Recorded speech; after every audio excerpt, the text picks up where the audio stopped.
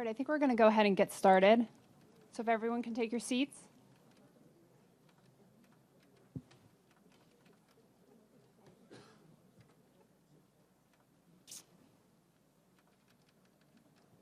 All right, thank you all. Thank you for attending this afternoon's spotlight session, Clearing the Hurdles to Agency Innovation, 6 Steps to Success. I'd like to thank Aquilent, the exclusive underwriter of this session. I'd like to introduce our moderator for today, Mark Pietrasanta. He is the Chief Technology Officer at Aquilent and brings more than 20 years of experience as a technology industry leader. As Aquilent's lead technical strategist, Mr. Pietrasanta is responsible for identifying and nurturing novel technologies and executing them into viable solutions. Mr. Pietrasanta was named CIO and CTO of the Year in 2014 by the Tech Council of Maryland and is a 2010 recipient of the Federal Computer Week Federal 100 Award for his leadership in cloud computing. Prior to joining Aquilent in 2003, Mr. Pietrasanta was the regional CTO for Commerce One and Vice President of Technology for AppNet. In addition, he oversaw various business and IT systems for Discovery Communications and held a 5-year tenure as a senior technologist at Fannie Mae. I'd also like to introduce our government speaker, Roopangi Kadakia. She's the web services exec at NASA. She has helped catapult NASA toward open source and open standards. She's pushed to standardize its legacy applications, and she's led the rapid development of one of the largest federal cloud computing projects to date. So, without that, please go ahead and start. Great, thanks. And thanks for the introduction. And my name has been said far worse, so that was pretty good. What we're here to talk to you about today are the 6 hurdles and therefore success factors to achieving success in the federal government. And I think what we both bring to this is a view across the federal government. So for a lot of people, a lot of programs, this may be the first time and maybe the only time that you're doing any sort of significant federal program. And even listening to the last session, there were some of these themes towards the end of that last session, which I think are really important. But what's hard sometimes is to distill it all down. And what are really the most important, salient, top things that any federal program should focus on to achieve success. And while 3 would be the right magic number, that's too few, so we have 6 here. And what we're going to do is walk through them. The order matters a little bit as well, and we'll talk about that. So starting off, the first thing to think about is it's hard, right? If it were easy to be successful, and I'm going to stand, it's always good to talk a little bit personal about yourself. So I just had a 24-mile hike this past weekend, and I still need to kind of work it out. And if I wince, it's not because of anything anyone says here. It's just my feet feeling the pain. So it's hard to achieve success. And when embarking on any sort of technology program or digital strategy, it's just really hard to overcome a lot of the federal hurdles, and we'll talk about those. Often what people tend to do is kind of get buried in the technologies. It's something that's tangible, it's easy to look at, it's easy to see, but that often will also result in failure. And what you really need to do is focus on your constituents. So how do we succeed? There are these 6 steps, and we'll go through them. Procurement, change management, a user and data focus, security, technology, including cloud, and measurement, and pretty much in that order. So let's go ahead and get started. Focus on procurement. Procurement's really the first thing that anybody's dealing with when they're looking at starting a program. How do I buy what I need to buy? What do I need to buy? But what are some of the challenges there? The procurement process itself, the contracting process, can be cumbersome. It's the nature of it. It's built to encourage competition. It's built to make sure everything is fair, but it can also introduce a lot of challenges as part of that process. The structure of the RFP, people can get lost in that. One of the biggest is time. It just takes time. It can take months, and depending on your agency, it can take up to a year or even longer to get a single procurement out. And when you're dealing with a technology program, that amount of time is the technology's already changed underneath you, right? And your solution has probably changed as well. Also, the second point is really important. Needing to know the solution when all you have is the problem. If you had the solution, you wouldn't necessarily need to do a procurement. What you have is a problem. But to buy a solution to a problem, what you're forced to do is really articulate what is the solution that you're looking for. And if you don't know that solution, it's hard to articulate it, which means it's hard to get responses that you can compare and understand and know what to do with. And if you knew how to solve it, if you could articulate the solution, you probably then have the people on staff are ready to solve it for you. So the reason you want to do that procurement is you probably don't have the people there that can do it for you or don't have the expertise yet, and you don't really know necessarily what that solution is. So in terms of the solution to this, what we really need to start with is a strategy. It's an acquisition strategy and a solution strategy. So before saying we need to do a particular technology component or we need to focus on this one particular part of our program, it's really getting that strategy built first. Ideally, it can even be a separate procurement, right, to build that strategy out, to hire someone or to work on it internally to build out what that strategy is going to encompass. Get the experts that have that experience. If you have it internally, leverage them. If you don't, procure them to come in and help do it. People that have solved similar problems in the federal government. And it shouldn't take that long. Depending on the size of your program, it could be a month with a couple of people. If it's a huge program, it could be a few months, but it really shouldn't be too long and it shouldn't be too expensive to do. And having that foundation in place will set the direction for everything else going forward. So this is really critical. If you don't put this solution strategy in place, you're going to veer off course very, very quickly. The other side of this is to consider, do you need or want to do an enterprise solution, or do you want to focus on some smaller sort of grassroots type solution initially? Usually, focusing on an enterprise solution will have the best longer term results, but sometimes that's harder to achieve up front. How do you get your entire enterprise behind a single solution? Should you instead focus on a couple of groups that are really passionate about what it is that you're trying to accomplish as well and are really kind of on your side and excited about it too, get some successes there and then build on those successes over time? And also collaborate with industry. There's lots of ways to do that. It's really important if you want industry to successfully be able to implement and solve your problems, they need to really understand the problems. And because of the sort of limitations of the contracting process, it's hard just through an RFP to understand what your problems are. So really try to collaborate with industry so they understand what it is that you're looking for. So from a practical perspective, NASA, when I started going through this West Prime acquisition, we didn't have a lot of money, so I couldn't actually go and do an RFP to do an RFP. So, what are some of those really easy ways and some of those ways that may take some time but don't take as much money? One of the most important ones was talking to your ultimate stakeholders. So I went and interviewed from our mission side and from our CIO perspective, because we have 10 centers at NASA. And then also some of the programs. I went and said, okay, what do you need from a web perspective that you're not getting from the NASA CIO's office? So I did interviews with almost 250 folks, different groups of people. And what I found was there was 3 or 4 very common themes. So when I built my acquisition strategy, it was built on those common themes. And most of those were related to cost savings. Nobody wanted to do security and system administration and some real defined autonomy versus governance when it came to what we would allow them to have flexibility on and what would be kind of standardized from what we were offering. The second thing we did is we did a lot of benchmarking with other government agencies, and that was critical because government to government, I could go and talk to a contracting officer or a COTAR or a program manager. They'll tell me things about how they did it that you're not going to hear. And that was critical because there were strategies that others were pushing that we would have gone towards if most of the people who had tried those said, don't go this way. The third one was an RFI. So we did do an RFI with an industry day and really talked about it. And the fourth one is the one that I say you can't really get away from. I met with probably over 100 different companies. Anybody who wanted to talk to me during the period before the acquisition, I talked to them. There were some great ideas. There were some not so great ideas. So to help build that acquisition strategy, these are 4 different things that are, they're not easy to do, but they don't have to be cost prohibitive. And you can say, okay, I'm going to do this for 6 months and get a really good acquisition strategy. That's fantastic.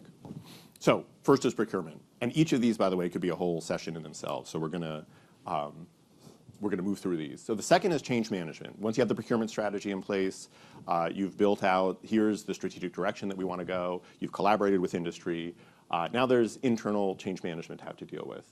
And this is a pretty big challenge, and one that a lot of people really either ignore or don't pay as much attention to. And it really boils down to that people, this sort of last point, that usually at least half the effort for any technology project is around the people. And what that means is as much as half the success of it or half the chance of failure is based around the people, not necessarily about the merits of the project or the goodness of the technology that you're using. It's really about, can you get people on board?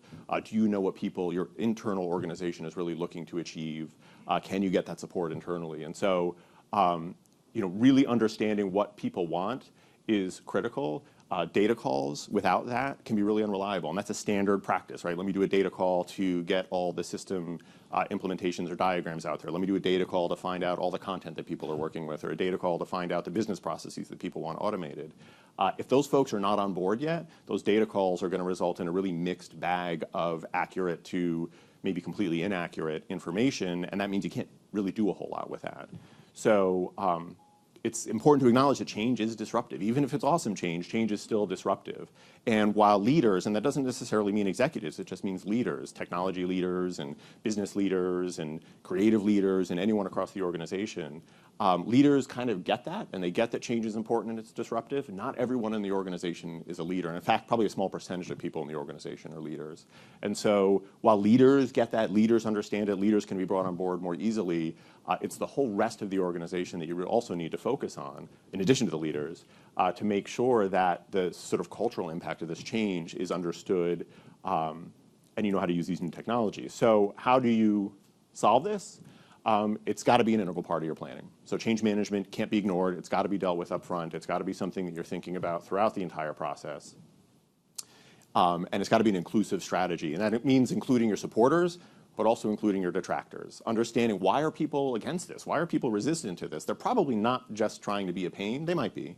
But probably there's some core reason why they're unhappy with what it is that you're recommending or that your program's recommending. So understanding that, what is it that they want? And then leverage them, leverage those supporters and detractors. Focus on understanding what each stakeholder really wants. So having one message for everybody is not going to work. It's important to sort of tailor your message to each of the stakeholders that you're dealing with based on understanding what it is that they want. Well, message sort of the reasons for doing this, the reasons for success to each of those stakeholders. And you have to understand what they want in order to do that. Much of the cool work involves change. So if you want to do something cool, it's probably going to be change, which means you're going to affect data, affect people, and you need to collect real data. So data calls will get you only a little bit of the way there. Looking at documentation will get you just a little bit of the way there. What you really have to do is talk to the people and have experts that understand whether it's the technology or the processes or the business, interviewing the folks out there that have that knowledge, whether they have it written down or not. You need to talk with them, understand what it is that they know, and fold that all into the broader strategy for the program. So the two things that I noticed when we were doing acquisition and really looking at how to make this successful were risk tolerance. You think that, a place like NASA, risks are very interesting because the tolerance for risk, for change, especially in the IT, and you got to remember, we have 10 different IT shops, and then the NASA IT shop, were kind of interesting. They weren't bad or good, they were just interesting. And then, so you had to kind of make sure that you created a strategy, created quick wins, small wins, stepped wins that were tolerable from a risk perspective for the community. And a lot of times they were very specific to the community. So the IT community was probably the hardest to sell. It was really the program. So we went forward with a lot more risk with the programs, and then we really try to show different ways of doing things with the IT community. The other thing was the naysayers. Two different kinds of naysayers. The first kind was people that we had not been able to convince what was it in it for them. And so it had to go back and really say, okay, why is this person saying no? And why would they want to use a service that I'm proposing? The other ones were folks that really saw something that we had not addressed. I'll give you an example. I'm all about open standard, open gov, open source, so on, but this is NASA. We have more cold fusion than I think anybody has a right to. So I hadn't been thinking about that. So we're talking like hundreds and hundreds of applications that were all cold fusion based. So if I did not have that kind of strategy in place that really took care of these folks, nobody was going to be part of this team. So, really looking at why you have those naysayers, because it's usually you haven't convinced them because you can't give them a real reason why they're going to get some benefit, or you left something out that was really critical for them. Yeah, that's fantastic. And this comes up a lot also really with any kind of cloud migration, and you see this a lot in the technical side of the house, and we've seen this at GSA and HHS and just agency after agency, that the internal IT organizations in general, this is not necessarily in your organization, but in the internal IT organizations tend to resist those moves because it's a significant change to what they're doing. They're worried about, what does this mean I'm going to do going forward? It's all getting outsourced to the cloud, when in fact, at the end, they've really all of them have even better jobs than they had before, because it's raised the level of what they're doing, and they hate doing all that O&M on the internal data centers or those legacy systems, and moving it to the cloud has freed up their time to do all the cool R&D and other sorts of fun things that they wanted to do all along. But just understanding that and having that conversation turns this sort of large group of people that are resistant to that sort of change to massive supporters, and then they become supporters for that next agency or that next part of the agency that wants to do the same sort of thing. So it's, again, really important to understand why are you resisting this? You should like this, but they may not see it. So third is user and data focus. We're still not at technology, right? These are technology projects, and we're now 3 steps in, and we still haven't even talked about technology, because technology is just a tool, right? And we'll talk about technology, but technology is just a tool. All of these technology is a tool to solve those problems that you have, but all these other factors are way more important to get right. So user and data focus. Why are you doing this? You're not doing this for a technology. You're doing this to address your target users. Those could be internal users. Those could be citizens. More likely, it's a subset of citizens, whether that's veterans or mothers or elderly or people with the flu, right? There's some set of target users that you're trying to address. And so understanding first who those users are, understanding kind of what's going on with them is critical to being successful. But a lot of times people jump straight to the technology, and it's well intentioned, but I mean, we've all heard this, right? Let's do responsive design. Let's do some Drupal or whatever the technology of the day is, and focusing entirely on that before focusing on these other aspects. And those technology-centric approaches ultimately usually fail unless they happen to sort of luckily be right.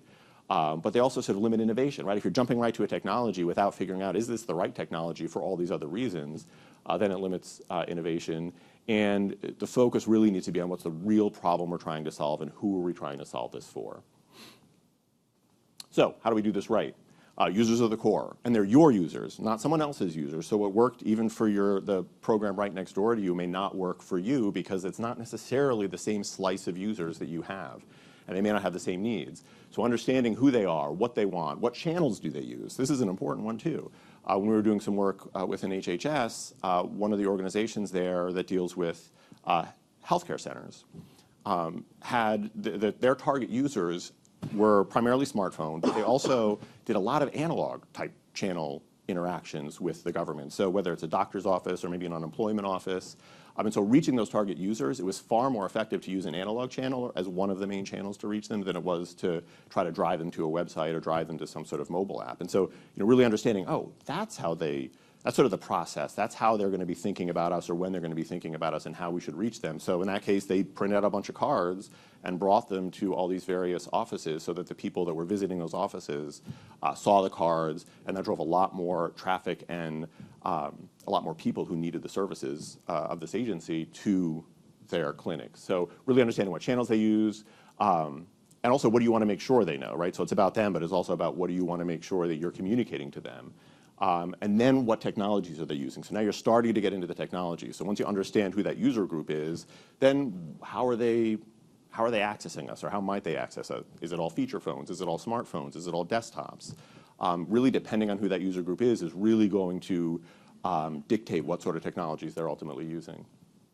And what are they looking for? The other to consider is that information may be getting to them not necessarily through your website. You may be getting your information to somewhere else, some other website, some other system, and then your target users may be getting that information from that secondary system. So they may be a couple hops away from you, and understanding that's critical. Usability is important. How are they going to use what it is that you're providing to them? And also getting the strategic goals of your agency folded into that. So again, technology is just a tool there. It's not a driver. You've really got to look at the users, the kind of data that your users are looking for and that you want to get to them, and that'll drive you to the technology. So from a NASA perspective, my stakeholders were NASA, even though there's a lot of users, and we looked at all the different stakeholder communities, all the way from the public all the way to OMB, because at the end of the day, NASA has a very interesting problem. We have over 1,500 websites. I think we're down to like 1,200 and something at the last count, which was just last week. But we have over 2,000 intranets, extranets, and web applications that are internal. So we had to come up with a strategy that looked at it from that strategic enterprise perspective, but really do something that was very achievable so that we could show progress. So we had a contract that was expiring, so we did this West Prime contract, which was moving 65 applications into the cloud. The interesting thing about this is the fact that if you think about it from a users and a data perspective, we had probably the whole gamut of what kind of data. We had databases of every flavor you could think of.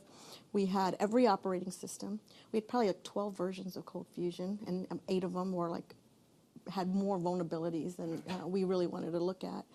But we had to really look at how do we approach this in a way that really does not look at it from a technology perspective, but really looks at it from who these users are, who these system owners are, what the data is, and what's that first step so that we can actually show progress.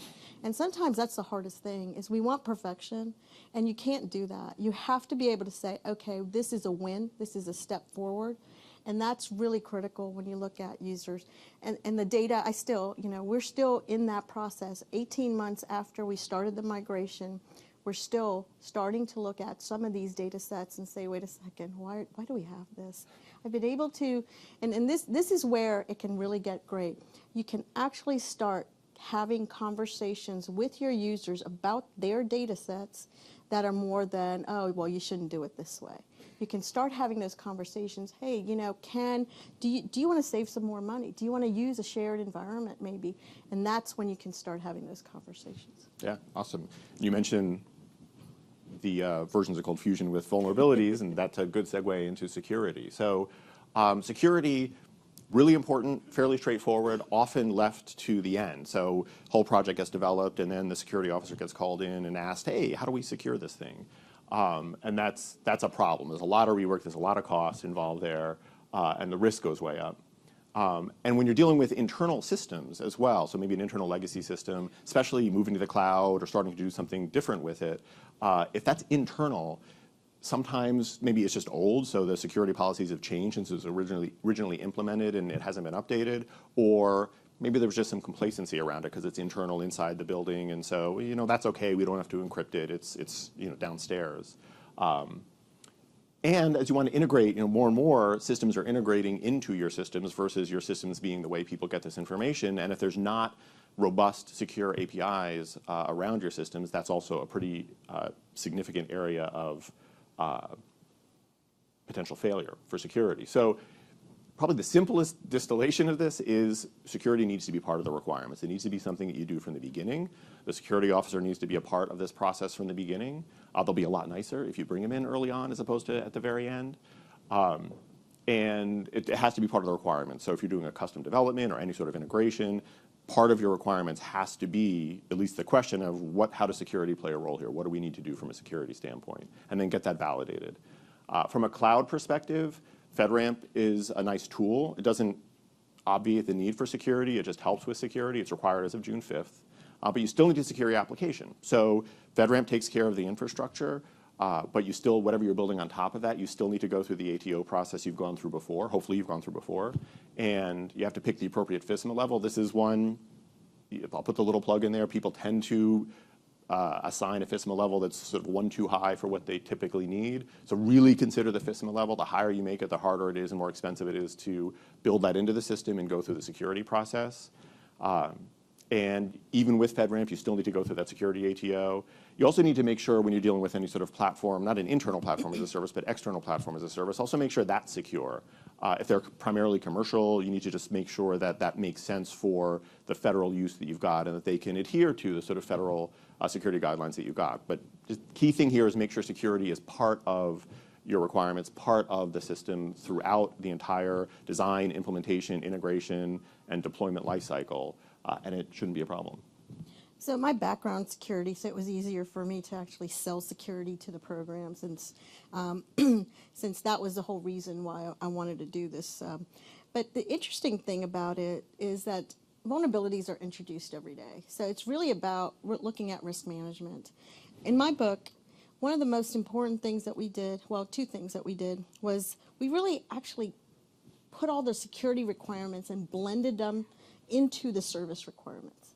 So there was no section called security within the RFP, and that was critical because I didn't want anybody to say, oh, well, we'll opt out of this because it costs too much, because that's just not a good way to do risk management.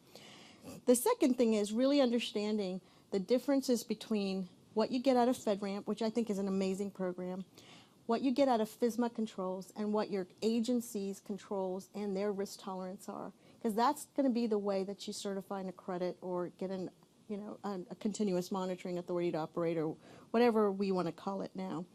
Those three things can't be looked at after the fact. You have to look at it.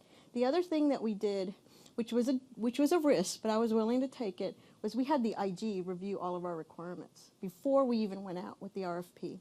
And when we got their stamp of approval in an IG report, that just gave a lot more credibility, and that gave credibility to our program, and it gave people a sense of, okay, this is not just the CIO's office, this is somebody who's actually vetted independently that maybe my application, my system will be secure.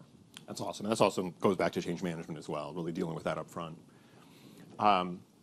Now we're at technology. So we've done all that.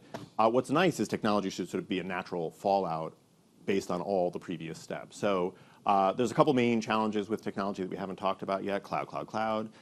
For the most part, people really want cloud, but then they also really don't want cloud. And so you've got this sort of push to cloud and push against cloud, and there's this sort of cyclone going back and forth there. FedRAMP can still be confusing. That's going to be a whole session on itself. And again, at the end of the day, you need to make sure your problems are being solved. It's not about cloud. Cloud is just a technology. Cloud is a tool to make things cheaper, help you be more innovative, but it's not a solution in itself. You really need to make sure that you're solving your problems. And what about other cool technologies? It's not just about cloud. What about all the other things that are out there? On the flip side, you might have too many technologies, and some of these systems that have grown over time, and a lot of times, again, this gets surfaced in the move to the cloud because you sort of have to open everything up and look inside, is there are too many technologies. There's been technologies tacked on to these legacy systems over time, and it makes it very expensive to maintain and support, and really hard to sort of pull apart and then move to the cloud. And so, being able to winnow that down is important. And ultimately, people resist changes. So as you change technology, technology people can be very vocal, and technology people can resist those changes, but so can the program owners resist those changes if they're not a part of that. And so that goes back to a lot of the change management. So how do we do technology right with cloud? We've got all the drivers in place. If you've done this right, if you've done this from the beginning, we've got the strategy in place. We understand who our target users are, what they want, what we want them to know. We understand what sort of data they want. We understand what data we want to get to them. We've built in security from the beginning. So based on all of that, if we understand all of that, we understand the technology our users are using, we understand sort of how we can make all of this information work for our users, the technologies really do naturally fall out of this. And so, so that's really important. First is you should be in the cloud. For most everybody here, most, if not all of your systems should be in the cloud. So if you're resisting it, stop. Just bite the bullet and start doing it. It's awesome. Cloud is awesome, but again, it's not all about cloud. And there's lots of other technologies. This is just a sort of cross-section here that need to be considered as well. And so it's not just about moving to the cloud, but you got to get that out of the way and start working on these other things. And that'll free up money, by the way, usually, to start working on these other things. The other to consider is shared platform. So as Roopangi's been talking about a lot, and this is something that you've done a lot of in terms of shared platform, but as you're making these moves, as you're taking some of your programs and moving them into the cloud and making these changes, consider, can this be a shared platform? And it has to be more than, yeah, sure, it could be. It actually needs to provide value to some set of users. It needs to be cost effective and make business sense. But it's something to really consider sort of as an offering that can make even more sense for as you're changing these technologies over. And as you've said a couple of times, just to underscore, you'll never get to 100% in IT. And a lot of IT people in particular really think it's very black and white, right? So it's either successful or it's not successful. And we either do it all or we do none of it. And it's important to really take these sort of small bites, take these wins, build on that, move forward, manage your risk at each step, because you're never going to get to that 100%. And if you tried, again, everything would change underneath you by the time you got there, and you'd probably just be paralyzed trying to get there. So keep it simple. Make sure the technology falls out of everything else, and this is the best way to deal with technology. So I would say the most important thing about technology is know your technology, but don't dictate it. And what I mean by that is do your homework. You know, I've had so many folks sell me vaporware, and if you don't know that, what is vaporware and what isn't, then you can't really even have that intelligent conversation. Know the hype. You know, cloud was great, but I have had people sell me cloud services that have nothing to do with cloud. It's a data center somewhere in, you know, some little place. And I'm sitting here going, so what is the definition of a cloud? Have some technology themes. So in my book, one of the things that I say is, you know, we made my entire program last year's OpenGov initiative for NASA. So that was a theme, a technology, open source, open gov, open, you know, standard, whatever you want to call it. No dictation of technology, but it really helped us focus on what we were going to prioritize over. And remember, one size does not fit all. So if I had just said, you know, every website that I host will have Drupal, I'd be out of business right now. So what we do is we say, okay, look at what's your open source, how do you make changes, what's your change management strategy. All those other pieces to the technology are more critical than the actual technology. Because the moment you feel comfortable with that technology, guarantee it, something better is going to come up. So you don't want to be held hostage by it, or you don't want to feel that you are, you know, bought into a monopoly. Yep, that's perfect. That's great. And then the last is measurement. So we've got everything built. We've done it successfully. We followed this path. How do you know if you're successful? How, at the end of the day, do you know if you actually succeeded? It's not meeting the milestones, although that's a tiny piece of it. And there's the sort of often misattributed quote of you can't improve or manage what you don't measure. That's absolutely true. If you're not measuring it, you don't know if you're getting better. If you're not measuring it, you don't know if you've succeeded. So what do? A handful of things.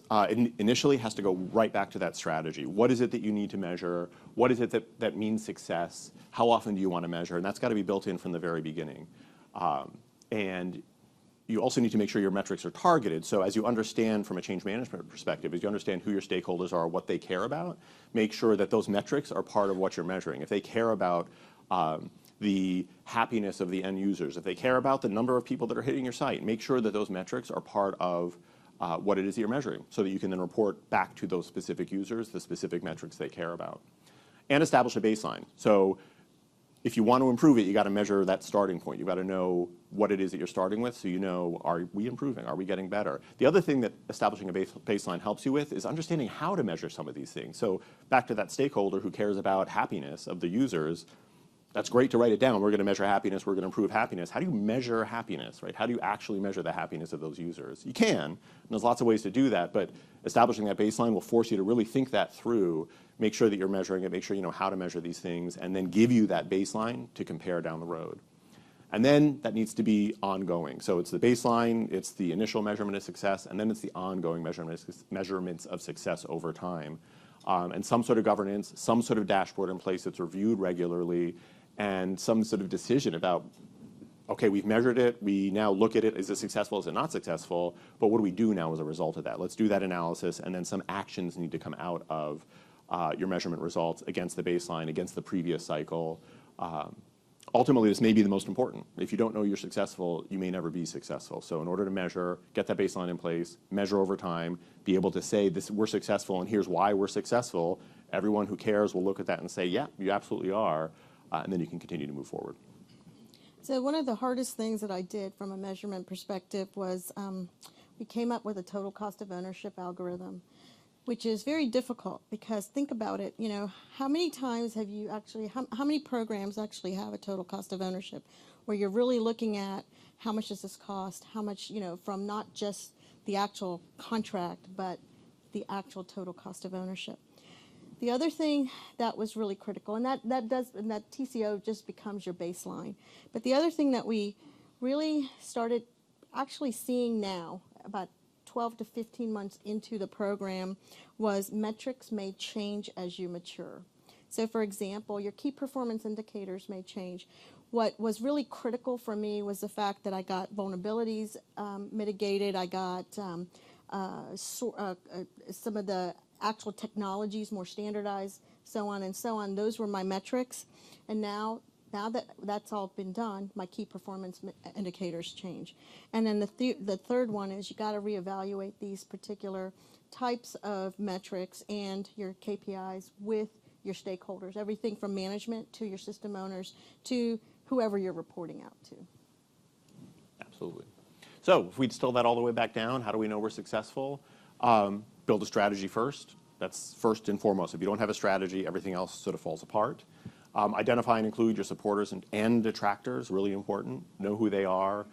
Identify them, talk with them, embrace them. Don't hide from them. Start with your target users and data. So who are the users? What kind of data do they want? What kind of data do you want to get to them? And really, who are your users, not anybody else's? Security has to be part of things from the beginning. For the technology standpoint, that's the right point to start to involve the technologies. It'll naturally fall out of everything else. If you don't have the expertise, get the expertise. But as Roopangi keeps saying, the technology shouldn't be driving you. The technology should be supporting you. And then ultimately measure and analyze. So continue to measure, continue to analyze, and act on those measurements. And if you deliberately work on all this, you'll significantly increase your chance of success and your ongoing success. You'll also foster innovation, which is really important, right? This is, if there are technologists here and involved, they really do want to innovate and not just maintain. And so by following all this, you free up a lot of time, you free up a lot of energy, and you allow people to innovate with a real direction in mind. And that's it. So we have a couple minutes here for Q&A, if there's any. Yes. So my question is that technology add values and make our job easy, right? And for example, today Apple is releasing new phone and everybody is waiting. People camp outside stores so that they can get the new technology, and they love the change. You said several times that people resist change, but we know that Apple switched from Objective-C to Swift, and everybody loved it.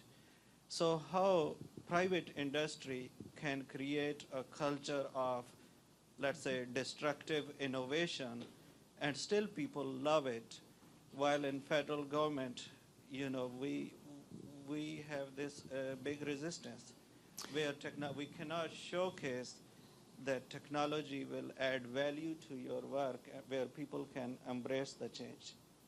Yeah, it's a great question.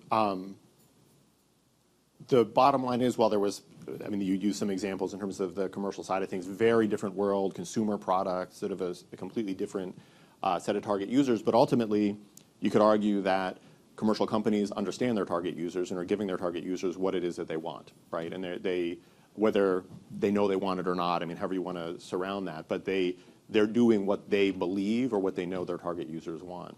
From a federal government perspective, it is the same thing, and that resistance to change is natural, but if people understand what it is that you're offering, right? The other thing commercial companies do is they'll get up and tomorrow, right, Apple's doing some giant thing, right? They're communicating what it is that they're offering, why it's so awesome to their target users. And so that sort of communication to your stakeholders, to your target users, to whoever that is, that open communication, that clear, here's why we're doing this, here's why it's great, is critical. And so if you do that, a lot of people don't do that internally, and that's why there is that sort of resistance. And so if you do that, and it's not just the federal government, it's large companies, it's everywhere. If you do that internally, you'll be successful. If you don't communicate, if you don't clearly articulate why this is good, and maybe it isn't good, right? Sometimes the resistance is because you're trying to do something that stinks, right? And maybe you shouldn't be doing that. But if it is good, if it does make sense, then ultimately that communication will result in a lot of support.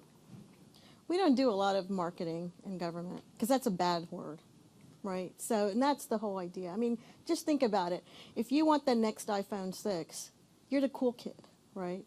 There's no marketing, so you're not the cool person using, you know, the service, whatever I'm providing. And there's no way for me to actually do that. So what you do is you do kind of indirect ways of marketing internally. It's not as strong as with consumer products, but you can get there. So we do road shows. We do, you know, messaging and so on. But it's still, you know, I don't have a marketing person who helps me with that, where Apple has 5 million of them, including me, because I want that new iPhone.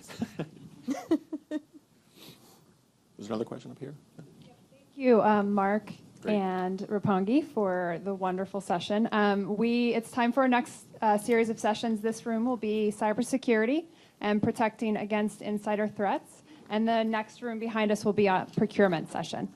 And after that, we will have lunch across the atrium. Thanks. Thank you.